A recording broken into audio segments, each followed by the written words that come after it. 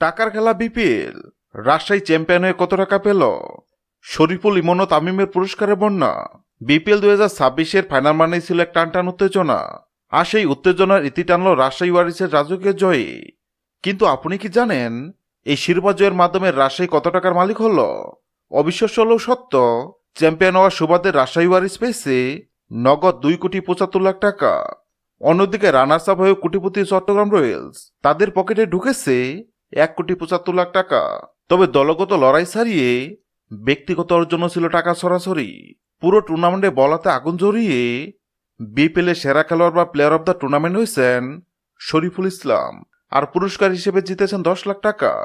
Bat হাতে রানের পার গড়ে 5 লাখ টাকা বোনাস পেয়েছেন।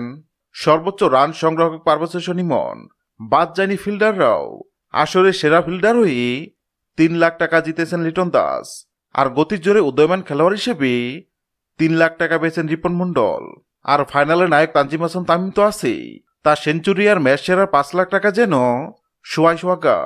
শরীফুল ইসলাম শুধু বিপিএলের প্লেয়ার অব দ্য টুর্নামেন্ট হয়নি, আসরের সর্বোচ্চ উইকেট শিকারী হিসেবে শরীফুল আরও পেয়েছেন 5 লাখ টাকা।